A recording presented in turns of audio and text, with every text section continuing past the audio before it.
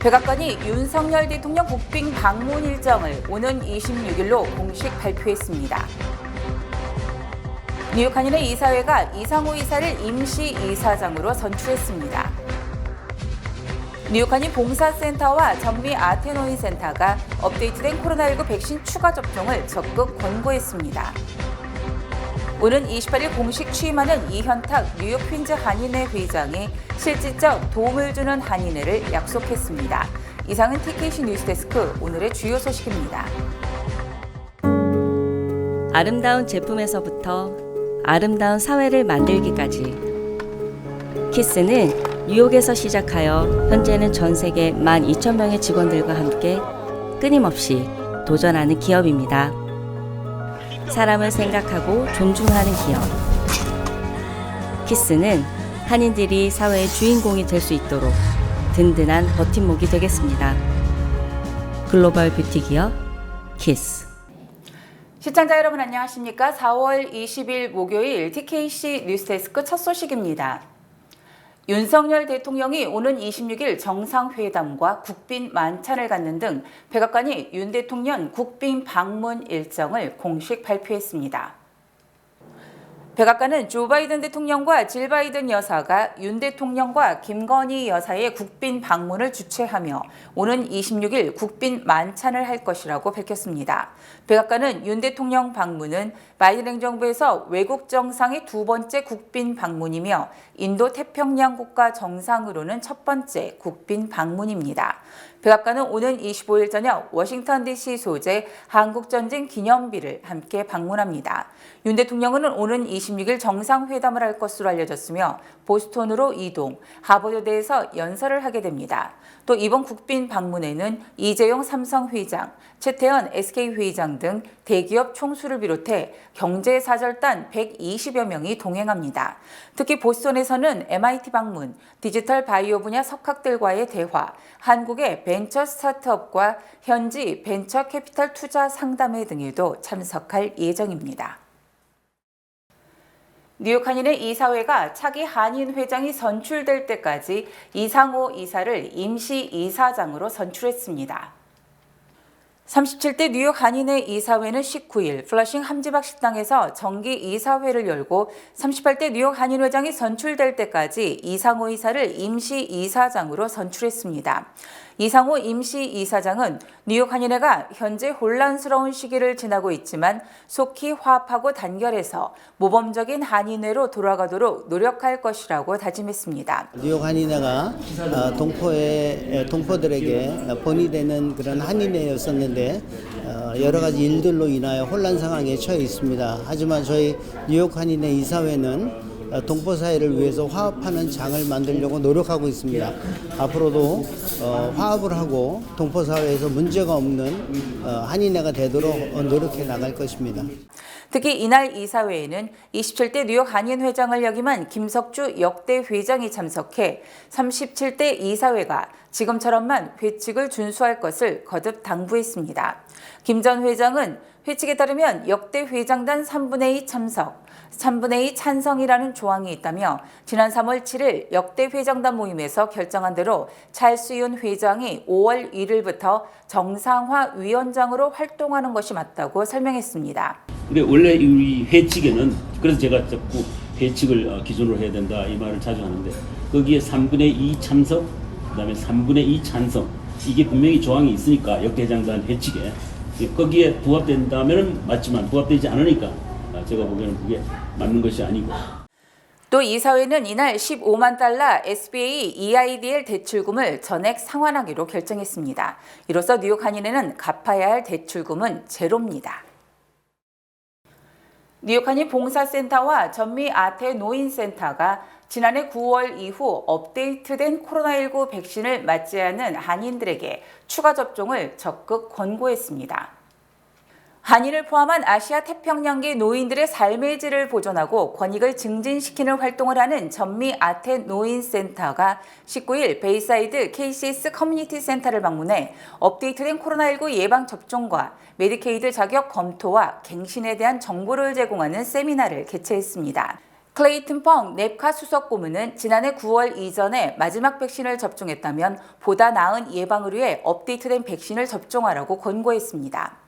We're saying those that are most in danger or at highest risk of going to the hospital should make sure that they get the COVID shot as regular as you're comfortable. We would say at least once a year, but if you feel a little uncomfortable about your risk factors, maybe you have an underlying condition, maybe you want to do it twice a year. 펑 수석 고문은 매년 독감 예방접종을 맞듯이 코로나19 접종을 맞는 것이 자신을 보호할 수 있는 최선의 방법이라고 설명했습니다. The FDA and the CDC just announced that for people that are over 65, most folks are going to say, hey, you should get a shot at least once a year. But if you're older, over 65, they just announced that it's okay to get the shot twice a year. Because as it turns out, folks that are 65, the shot wears out faster. 김영미 KCS 회장은 30년 이상 KCS가 냅카와 시니어 취업 프로그램 등을 협력해왔고 이날 행사는 특별히 메디케이드 자격 심사와 갱신이 시작됐기 때문에 이에 대한 도움을 제공하기 위한 자리를 마련한 것이라고 설명했습니다. 더 많은 서비스가 한인 사회에 더 보급이 되는 것을 원합니다. 이번엔 특별히 잡 트레이닝으로 오신 게 아니라 메디케이드가 많이들 끊어질 위기에 놓이신 분들이 계십니다. 왜냐하면 리어세스먼트를 시작했잖아요. 그러니까 에이징을 더 많이 보호해야 되겠다라는 의무를 가지고 오셨어요. 그래서 저희하고 같이 오늘 100여 분 이렇게 또 오셨는데 많은 정보 받아가시고 혜택을 누리셨으면 좋겠습니다. 고맙습니다. 전미 아테노인센터는 한국어로 어르신들의 백신 예약을 돕고 백신 관련 정보와 메디케이드 갱신에 대한 정보를 제공하고 있습니다. 한편 연방식품의약청이 65세 이상 고령과 취약 계층의 모더나, 파이자의 코로나19 양가 백신의 추가 접종을 18일 승인했습니다. 오는 28일 공식 취임하는 이현탁 뉴욕 퀸즈 한인회 회장이 사각지대에 놓여있는 한인들에게 실질적인 도움을 주는 한인회가 될 것을 다짐했습니다. 자세한 소식 박하율 기자가 보도합니다. 18일 본방송을 방문한 이 회장은 오는 28일 취임식을 앞두고 한인들에게 보탬이 되고 특히 사각지대에 놓여있는 한인들이 해결하기 힘든 부분을 도울 수 있는 한인회가 될 것을 약속했습니다. 올해 1월부터 임기를 시작한 이현탁 회장은 회장이 돼 보니 할 일이 너무 많다며 바쁜 나날을 보내고 있다며 근황을 전했습니다. 한인회는 지난달에는 뉴욕 총영사관과 함께 순회 영사 서비스를 성황리 개최했습니다. 퀸즈 거주 한인들에게 최소한 한 달에 한 번은 퀸즈 순회 영사 서비스가 이루어지기를 기대한다고 말했습니다. 수요가 있으면 또 그런 부분을 생각하는 것도 우리 한인들을 위해서 충분히 할 수 있는 일이라고 생각합니다. 근데 영사관 나름대로 고충은 있습니다. 인원적인 문제, 그래서 저희가 요청해서 그 충원을 한국 그 외교부에 해놓은 상태라고 하는데 충원이 안 되더라도 저는 처음에 못 모르고 일주일에 한 번씩은 해야 된다고 때를 썼는데 최소한 한 달에 한 번쯤은 했으면 좋겠다. 그런 바람입니다. 또 5월 16일에는 퀸즈 상공회의소와 함께 한인 자영업자들을 위한 크레딧 빌드 세미나와 한국신용회복위원회가 뉴욕 동포들을 위한 상담을 제공하는 행사가 마련됐습니다.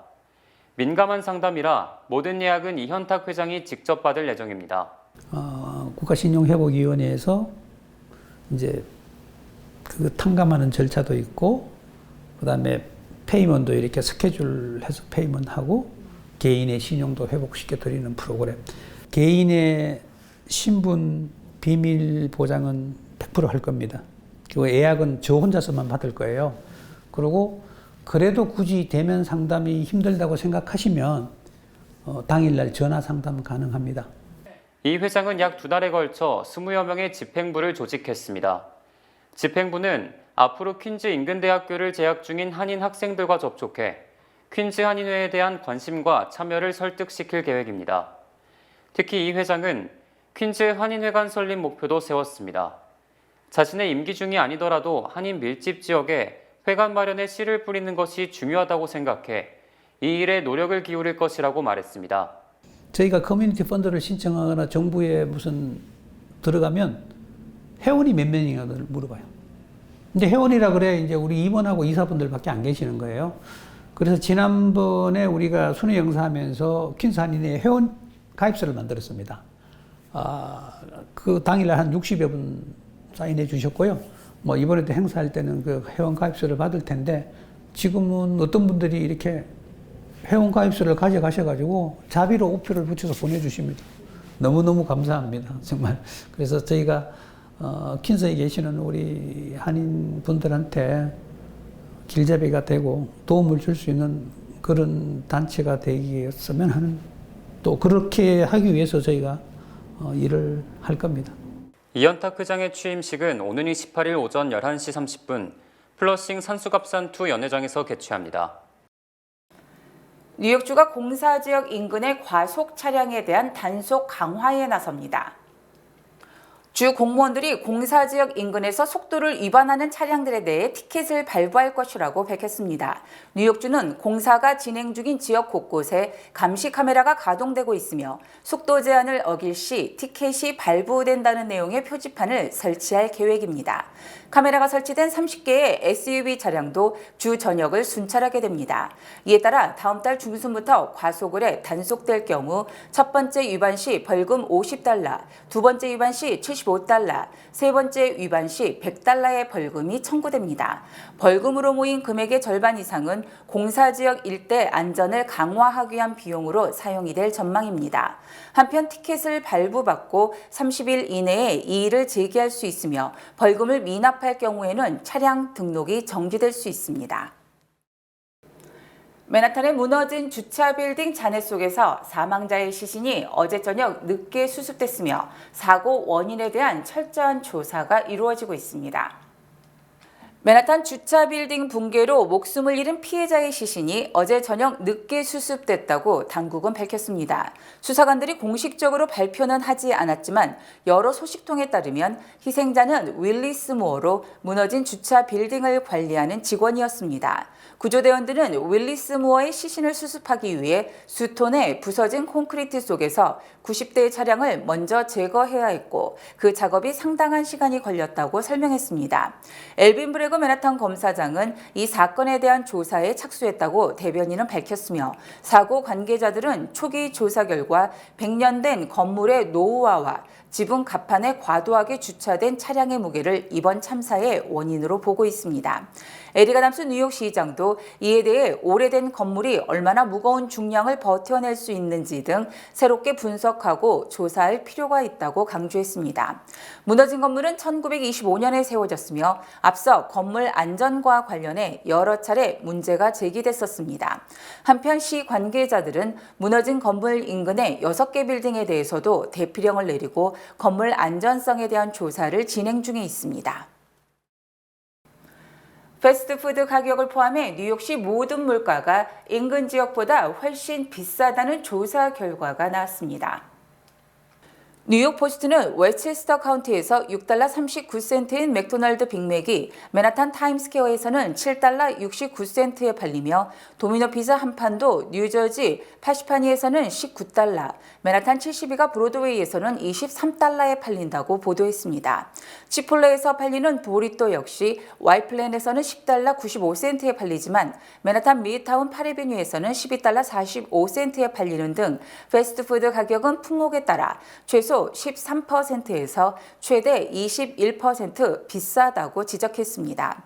맥주 16온스 한 병도 롱아일랜드 벨모어에서는 $4지만 맨하탄 카르민 스트릿에서는 $9로 2.2배나 비싼 값에 팔리고 있고 구두 한 번 닦는 데 드는 비용은 맨하탄 그랜드 센트럴역에서는 $15로 다른 지역 $8의 2배에 육박했습니다. 또 세탁 비용도 셔츠 한 장에 맨하탄과 브루클린은 $7로 롱아일랜드 스토니브루 3.25달러에 2.1배, 델리 그로서리에서 파는 식품은 0.8배, 이발 비용은 2.4배, 영화 관람 비용은 0.7배 비싼 것으로 조사됐습니다.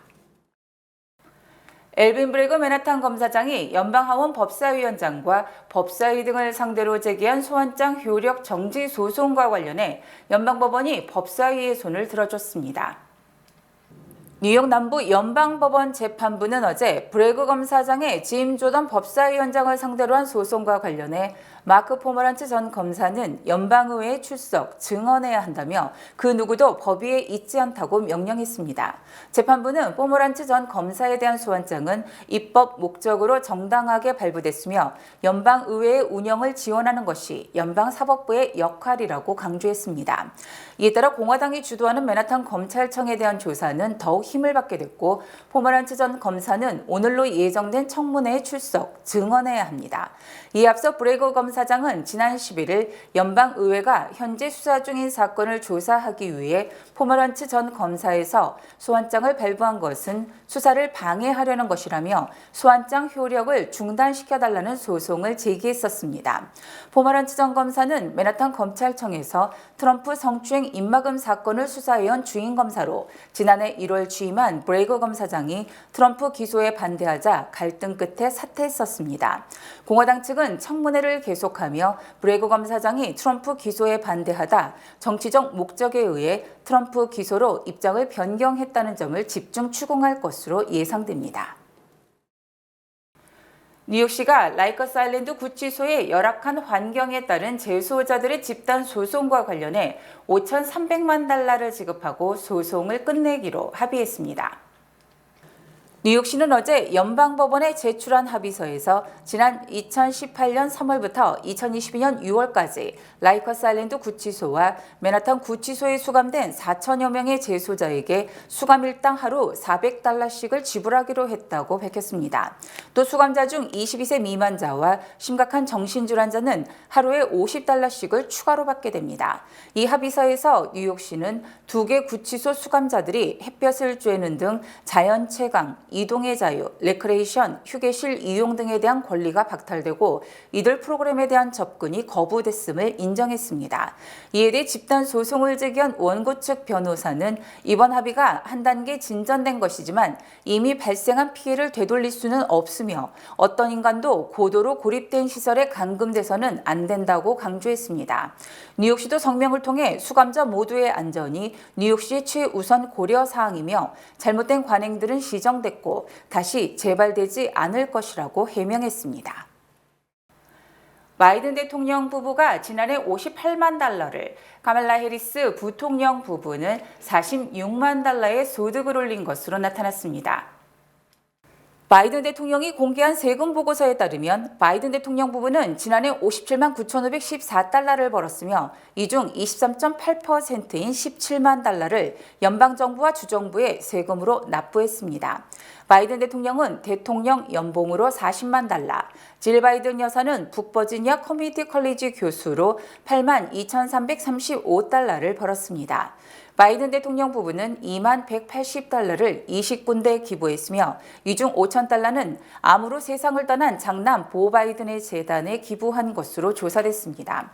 또 카말라 해리스 부통령과 남편 더그 에모프 변호사는 지난해 45만 7,760달러를 벌었으며 이는 2021년 166만 달러 소득의 3분의 1에도 미치지 못하는 것입니다.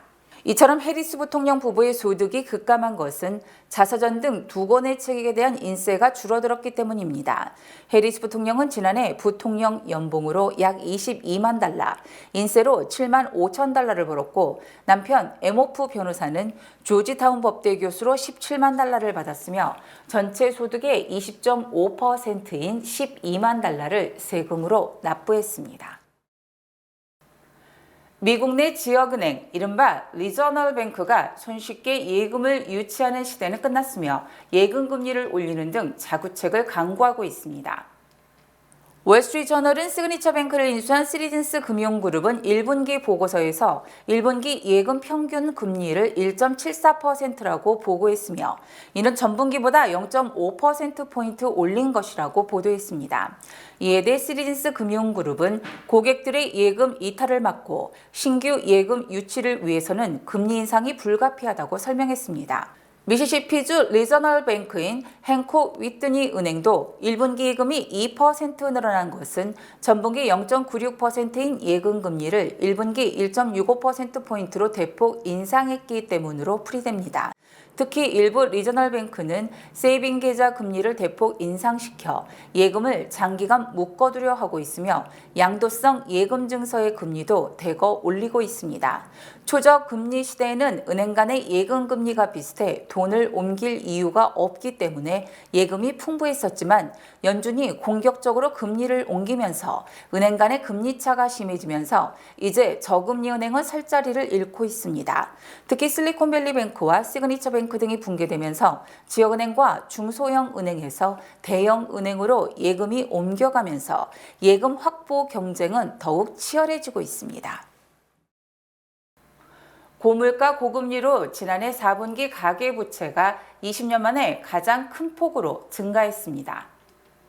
뉴욕 연방준비은행이 발표한 가계부채 보고서에 따르면 지난해 4분기 가계부채는 16조 9천억 달러로 전분기보다 3,940억 달러, 약 2.4% 늘어났습니다.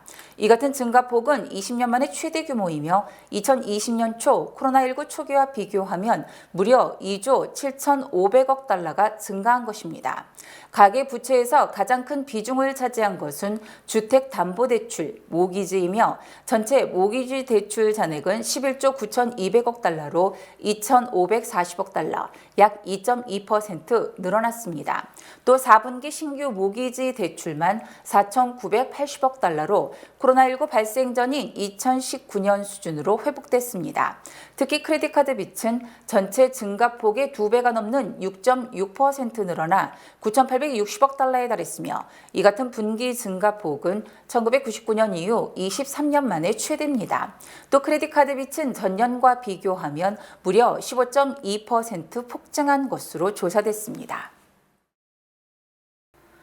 전기차 업체 테슬라가 올해 중 완전 자율주행 차량을 출시할 것으로 예상됩니다. 일론 머스크 테슬라 최고 경영자는 어제 테슬라 컨퍼런스 콜에서 완전 자율주행 기술 출시와 관련해 공개하기 망설여지지만 올해 안에 할 수 있을 것이라고 말했습니다. 머스크는 완전 자율주행이라고 불리는 베타 버전에 대해 출시까지 2걸음 앞으로 나간 뒤 1걸음 뒤로 물러나겠지만 완전 자율주행이 대세이며 이를 향해 진전을 이룬 것은 분명하다고 강조했습니다. 이에 대해 시장조사 업체는 자동차 하드웨어 일부를 변경해 새로 출고된 차량의 완전 자율주행 기능 일부가 현재 정부 당국의 조사를 받고 있는 만큼 안전하다는 결정이 날 때까지는 이 기술 사용이 제한될 것이라고 우려했습니다. 하지만 테슬라가 자율주행 차량 운전사고 등 이를 상당 부분 개선했으며 현재 완전 자율주행 기능 소프트웨어를 15,000달러의 옵션으로 판매하고 있습니다. 머스크는 전기차 기술에 있어 우리에게 독특한 전략적 이점이 있다고 강조하고 완전 자율주행이 되면 전기차는 훨씬 더 가치 있는 자산이 될 것이라고 주장했습니다. 뱅크 오브 호프가 뉴욕 진출 25주년을 맞이했습니다. 고객과 커뮤니티의 끊임없는 성원에 감사드립니다. 희망을 설계하는 전문가들의 은행 뱅크 오브 호프 후원입니다. 주요 단신 전해드립니다. 뉴욕에서 태어난 한인 2세인 제시카 신 변호사가 뉴욕시 가정법원 판사에 임명돼 3년간 첫 임기를 시작했습니다. 군부 간 유혈 충돌이 벌어진 수단에서 미국 정부가 대사관 인력 등을 안전하게 철수시킬 수 없는 상황에 직면, 탈출을 위한 군사작전이 고려되고 있습니다.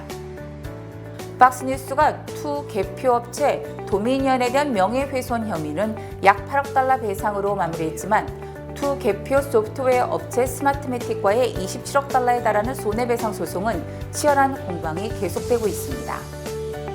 어제 오전 9시쯤 퀸즈 엘머스트에서 롱아일랜드 나소 카운티에서 도난당한 램보기니 승용차가 발견돼 경찰 추격 끝에 용의자 2명이 체포됐고 1명은 도주했습니다.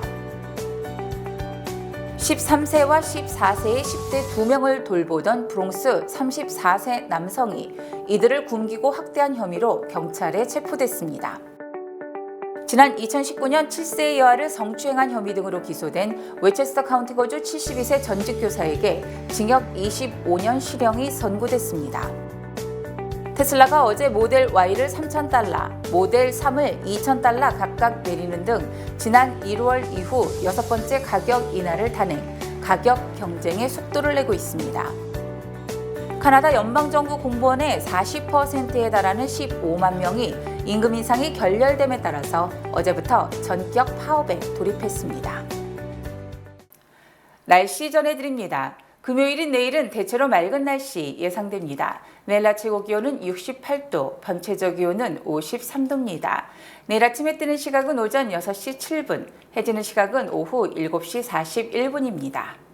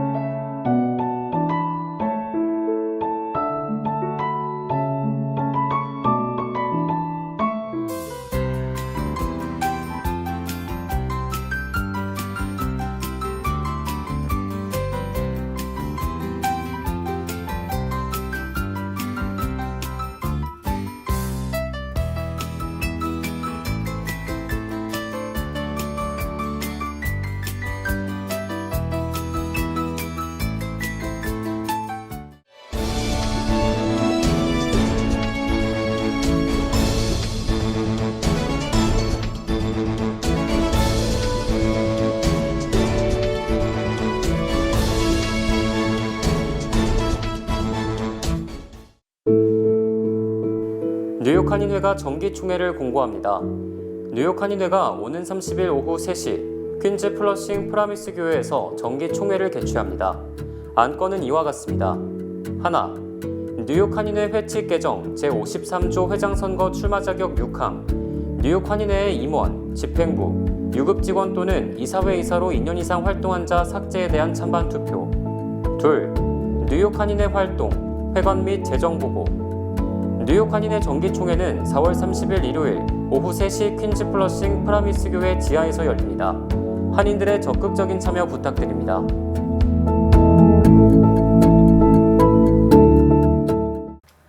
이상으로 4월 20일 목요일 TKC 뉴스데스크를 마칩니다. 시청해주신 여러분 고맙습니다.